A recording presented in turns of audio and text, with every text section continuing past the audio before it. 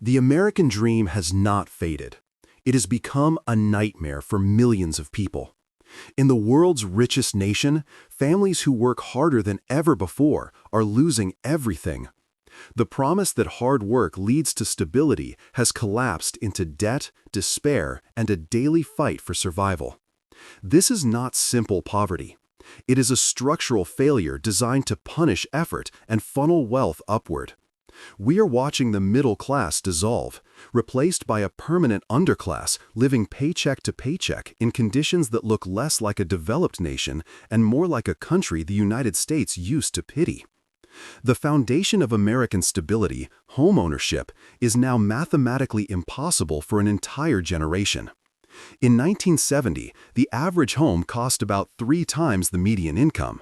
Today, that ratio is closer to 9 times in major metropolitan areas. In Los Angeles, the average home price sits near $900,000, while the typical household earns around $74,000. That math simply does not work. A starter home used to be a life milestone. Today, it is a lifetime mortgage sentence. Even 2 full-time earners often struggle to qualify. Rent, insurance, and utility costs have completely outpaced wage growth across nearly every major city. Americans are not chasing dreams anymore. They are chasing due dates. Credit cards have become the essential oxygen supply for the working poor. Total debt balances have passed $1.13 trillion, the highest in history. This is not reckless spending. This is survival. People are using credit to buy groceries, cover medical bills, and keep the lights on. That debt, when compounded, becomes an invisible tax on the working class. This is not healthy capitalism. It is economic captivity. Meanwhile, wealth consolidation has reached medieval levels. The top 10% now hold nearly 70% of all wealth, while the bottom half scrape by with less than 3%. The old rule, work hard, move up, has been replaced by a system where the harder you work, the deeper you sink. Look beneath the bright skyline of any major U.S. city, and the hidden crisis reveals itself. The housing market has become a cruel game of exclusion. When cities become too expensive to live in, Americans improvise with whatever is left.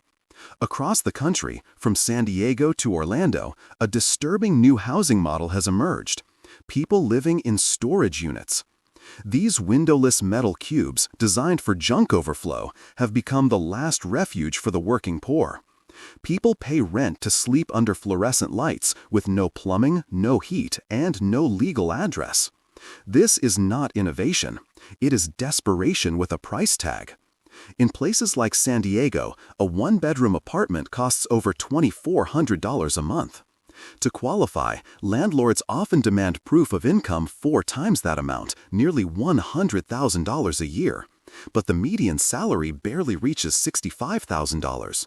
The numbers do not add up, so people are forced into structural exile. They work, they pay taxes, but they are pushed out of legal housing by a market optimized for investors, not residents. Wall Street firms now dominate residential real estate. Investment companies own large portions of single-family rentals in cities like Houston, turning neighborhoods into spreadsheets. The average American is competing against global capital just for a place to sleep. When citizens pay thousands of dollars to occupy metal storage lockers, it signals a collapse of dignity itself. Housing has ceased to be shelter. It has become an exclusionary privilege. If shelter is unaffordable, the next battlefield is the price of staying alive. The American healthcare system is no longer a public service. It is a financial weapon. An average emergency room visit costs $2,500 to $3,000. Without insurance, basic care can exceed $10,000. A 3-day hospital stay for pneumonia in Dallas can cost more than $80,000, a sum large enough to buy a small home in rural America. This is not healthcare. It is legalized extortion disguised as medicine.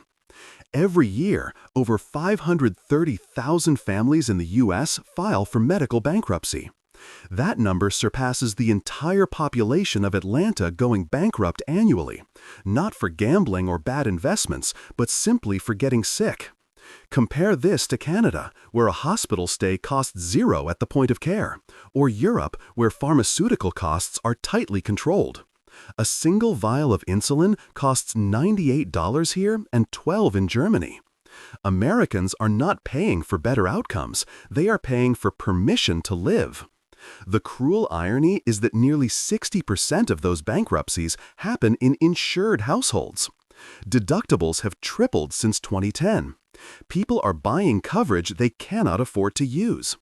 The system has transformed into a collection agency wrapped in medical logos. When a nation forces its citizens to choose between buying insulin and paying the rent, that nation has crossed the threshold from advanced civilization to engineered collapse.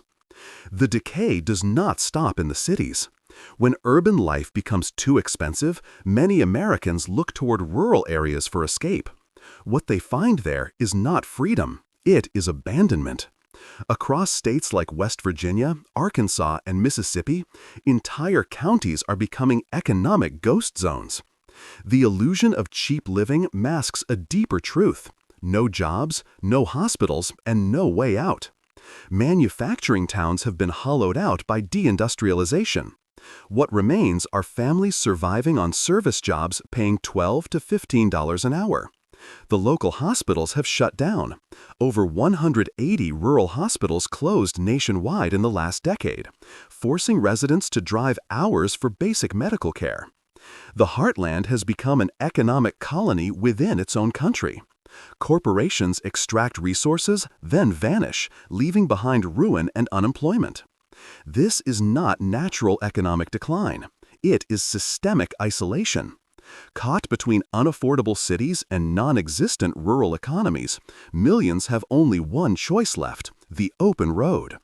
Across California, Nevada, and Florida, parking lots and rest stops have become the new suburbs of the working class. Millions of Americans now live in cars, vans, and RVs, not by choice, but by necessity. The vehicle that once symbolized freedom is now the last defense against total homelessness. In metro areas like Los Angeles and Seattle, entire streets are lined with RVs occupied by nurses, teachers, and warehouse workers. These are people who still hold jobs but cannot meet rent requirements. It is forced adaptation to a system collapsing under its own greed. Cities respond by criminalizing survival. They impose fines for sleeping in cars while simultaneously approving luxury developments that sit half-empty. The system celebrates vacancy while penalizing the employed who have nowhere else to go. In Los Angeles, a person earning $25 an hour, well above minimum wage, would still have to work 82 hours weekly to afford a modest one-bedroom apartment.